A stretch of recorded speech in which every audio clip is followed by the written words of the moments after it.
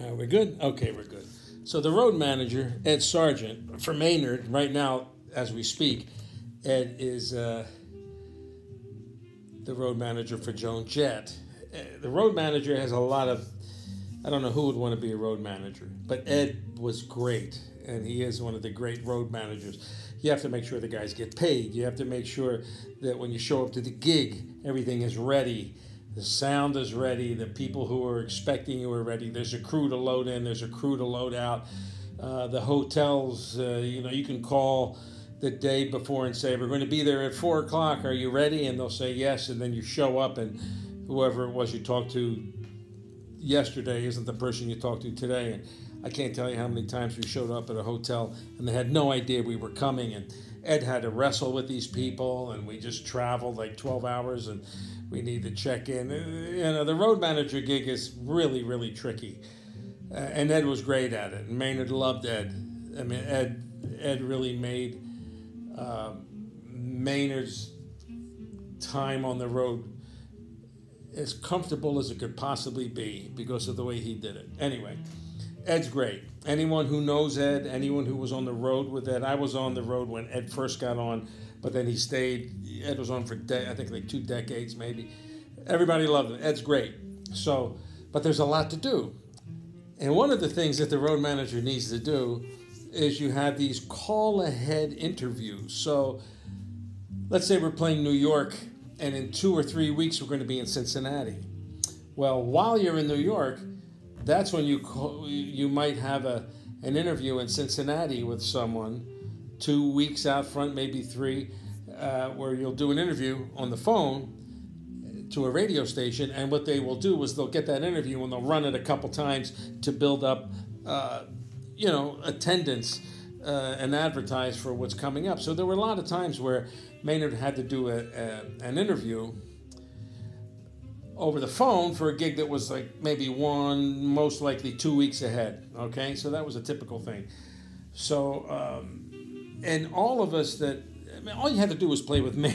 All you had to do was play with Maynard for 2 or 3 days, and you could imitate him because you just heard him talk. You couldn't believe someone could actually, he had such interesting characteristics that everybody could imitate him, right? And because we would hang out a lot in his room when he would give these interviews, we would hear him give an interview. Well, we would just be hanging in his room and just checking and watching TV while he was on the phone, and you could hear his side of the interview. And if you never heard Maynard talk and you happened to interview him, you kind of almost couldn't believe that this is not a put on, because Maynard would be like, well, it's great to see you. We love you, and thank you so much. And and you're like, wow, really?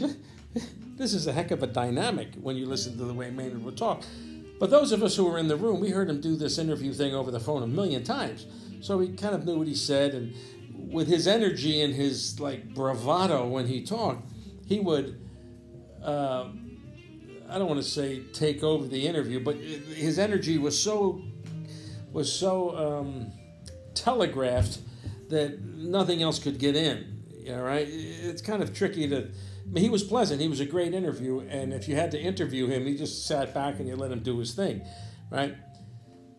So, he would talk a lot about, the band and maybe what recording was coming up, but he would always be very gracious to whoever was interviewing him. Like, thank you so much, and you're really great, and we really appreciate what you do for us, and we really love you. You hear he was always complimenting the interviewer.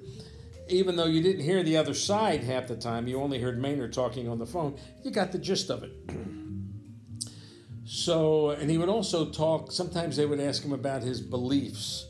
So Maynard would go to India, and he went to this place called Puja Party in India, and Maynard followed Satya Sai Baba, okay?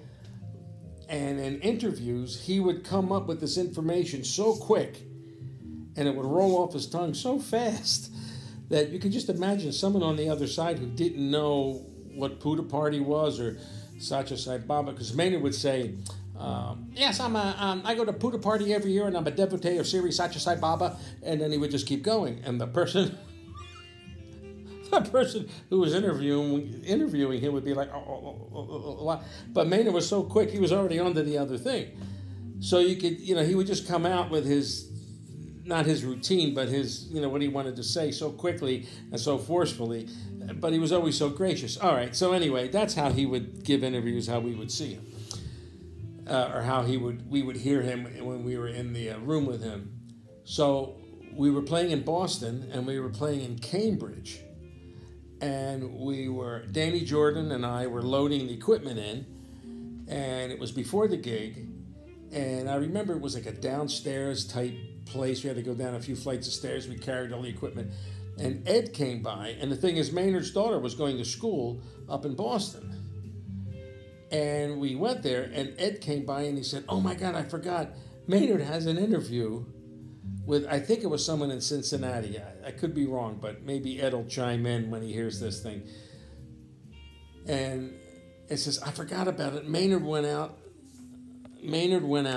to his with his daughter to dinner. He wanted to take his daughter out to dinner, so he went out to dinner. Ed forgot about this interview that was for a gig like 2 weeks ahead." And he goes, "Oh my God, I got to do this. It's like in 5 minutes." And Danny and I are moving stuff in so we can all imitate Maynard. So I told Dad, I said, "Well, you want me to imitate him and do it? I mean, no one's going to believe it anyway. I mean, no one's going to believe I'm not Maynard, especially if the person didn't know Maynard." So Ed goes, "You think you could do it?" And I said, "I guess, let's try it." So Ed called the person, he put me on. Then I heard Maynard do it a million times. So I was on the phone, and the person came on and goes, "Hello, Maynard." And I just launched into like a big Maynard thing, to the point where if someone was listening, you couldn't believe that this is either a put on or it's for real.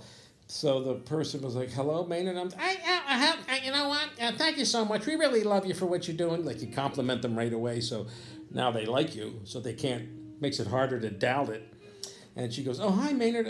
So tell me what you're doing." "Well, we got the band and we're playing in Boston, and we're really looking forward to coming out, and they're doing your thing." And she asked something about, like, "What do you do?" And I said, "Yes, well, once a year, my wife Flo and I go to Puttaparthi, India, because we're devotees of Sri Satya Sai Baba, and then, we like to go out and bring the band." And I just rolled all this. I was just quoting stuff that Maynard said, knowing that the person on the other end didn't have a clue, but she was just like, "Oh, wow, that's great. Well, you're really the greatest. Thank you so much for helping us."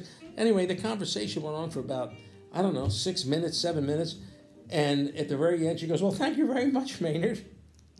And I was like, "Well, thank you. We really love you for what you're doing and for music, and, God bless you, and you're just really the best, and thank you so much. Looking forward to meeting you."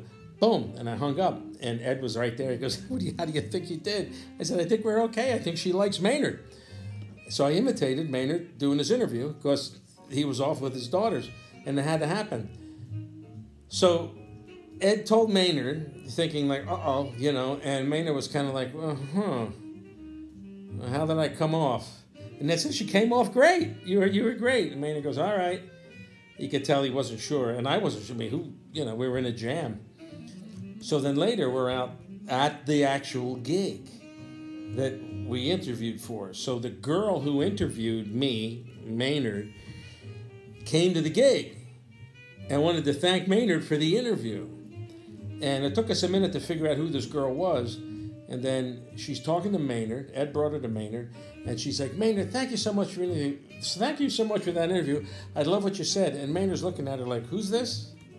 And Ed and I are behind this girl trying to mime to Maynard that this is the girl, Denny did, this is the one we told you about, where Denny faked you, and we were trying to get it across to Maynard. He was looking at us while he was talking to her.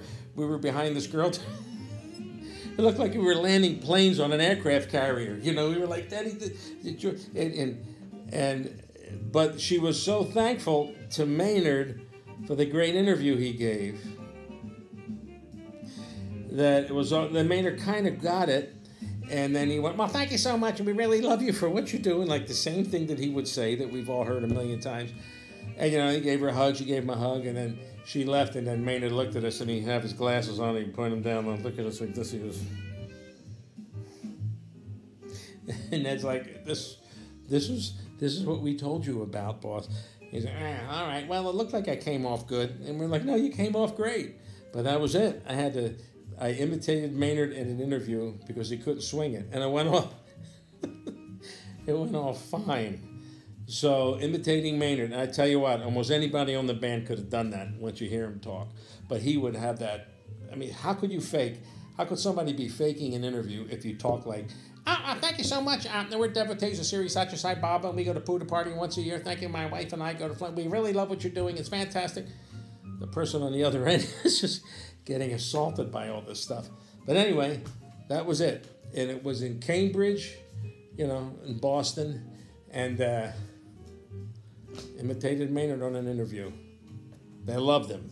That was the important thing.